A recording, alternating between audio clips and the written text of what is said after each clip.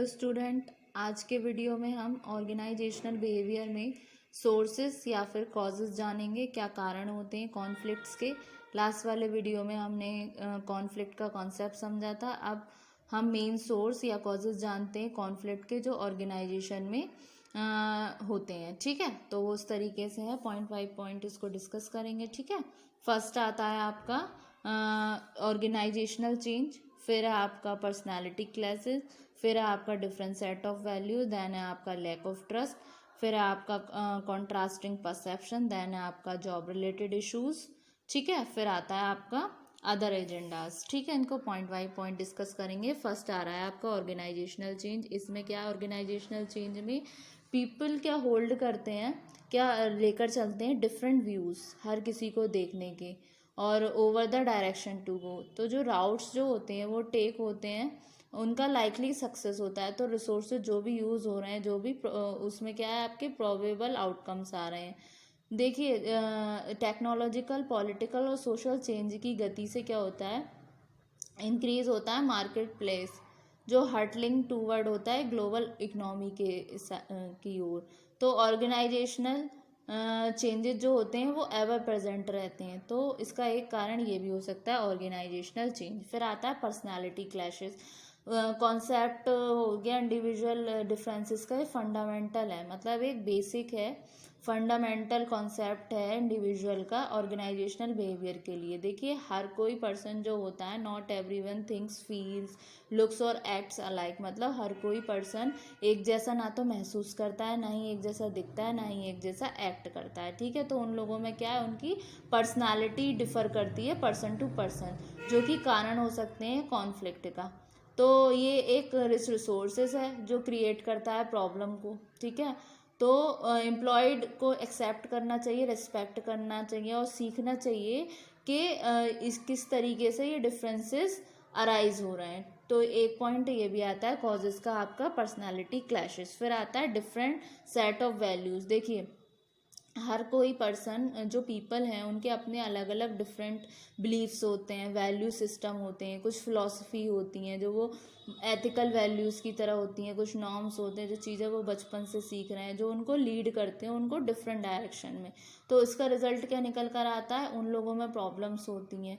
ठीक है, तो ये डिफ़िकल्ट होता है रिजॉल्व करना। तो ये क्या है, ये लेस ऑब्जेक्टिव होते हैं दैन डिसएग्रीमेंट से ओवर ऑल्टरनेटिव प्रोडक्ट्स।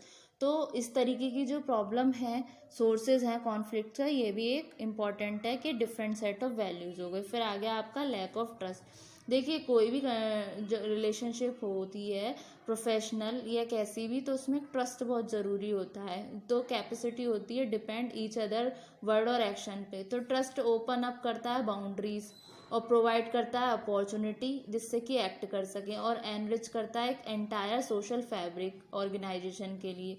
ये टाइम लेता है बिल्ड होने में, लेकिन ये डिस्ट्रॉयड हो जाता है इंस्टेंटली। तो समवन हैज़ अ रियल और perceived reason not to trust another, तो पोटेंशियल फॉर कॉन्फ्लिक्ट राइजेस। तो इस कंडीशन में क्या है, आपका कॉन्फ्लिक्ट राइज हो जाता है। ठीक है, फिर आता है आपका contrasting perception.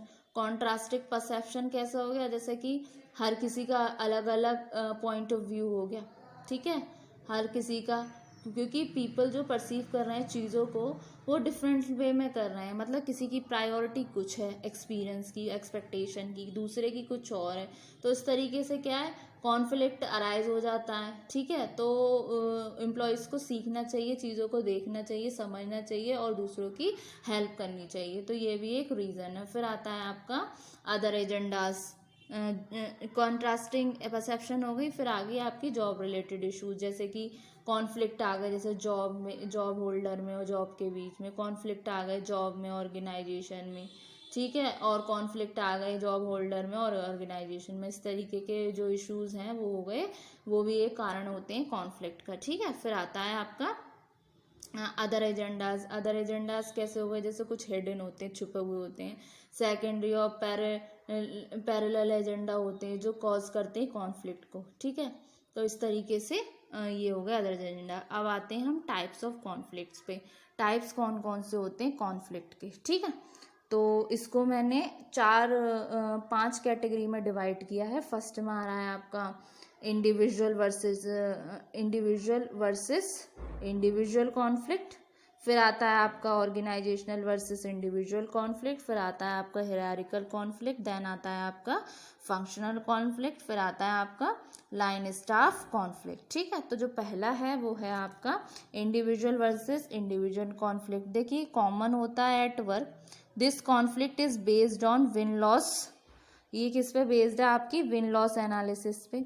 If one individual reaches his goal another must love it, मतलब इसमें क्या होता है, कोई पर्सन विन लॉस में क्या है कि कोई पर्सन जब अपने गोल पे रीच कर रहा है तो दूसरा पर्सन क्या है, दूसरा पर्सन भी इसको पसंद करेगा। ठीक है, अब दूसरा आ गया ऑर्गेनाइजेशनल वर्सेस इंडिविजुअल कॉन्फ्लिक्ट। ये क्या है, conflict stemming from this inherent causes frustration, a sense of failure, ये फ्रस्ट्रेशन हो गई, सेंस ऑफ फेलियर हो गई, और लॉस हो गया सेल्फ एस्टीम का। ठीक है स्टूडेंट, अब आपका थर्ड वाला आता है, जो थर्ड वाला है वो क्या है आपका हिरारिकल कॉन्फ्लिक्ट।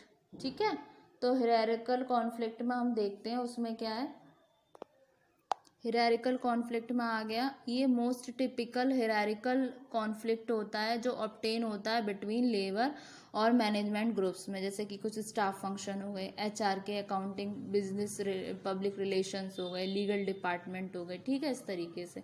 फिर आते हैं आपके फंक्शनल कॉन्फ्लिक्ट, ये अराइज होते हैं आपके ऑर्गेनाइजेशन से, ऑर्गेनाइजेशन फ्रेमवर्क से। एग्जाम्पल के लिए हो गए जैसे प्रोडक्शन डिवीज़न हो गया, may stress its own goals, तो जो प्रोडक्शन डिवीजन है वो स्ट्रेस करता है ओन गोल्स पे, long production runs and standardise products with a view to meet unit cost goal. ठीक है, फिर आ गया आपका लाइन स्टाफ कॉन्फ्लिक्ट, इसमें क्या है, कॉन्फ्लिक्ट बिटवीन लाइन और स्टाफ अराइजेज होता है ऑर्गेनाइजेशनल स्ट्रक्चर में।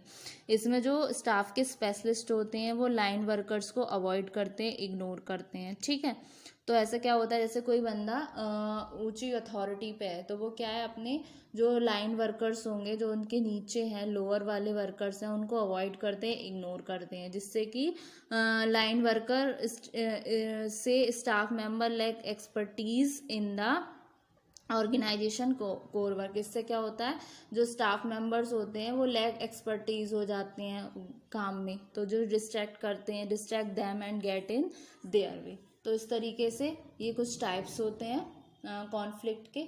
ठीक है, तो ये टाइप्स होते हैं आपके, तो इसको हमने पॉइंट बाय पॉइंट समझा और हमने इसका कंसेप्ट समझा, जो था आपके सोर्सेस थे, कॉजेस थे कॉन्फ्लिक्ट के। नेक्स्ट वाले वीडियो में हम इसी टॉपिक को अभी कंटिन्यू करेंगे, अपने कॉन्फ्लिक्ट के टॉपिक को, उसमें हम कॉन्फ्लिक्ट रिजोल्यूशन के बारे में जानेंगे। तो होप सो स्टूडेंट आपको आज का लेक्चर समझ आया होगा। Thank you very much.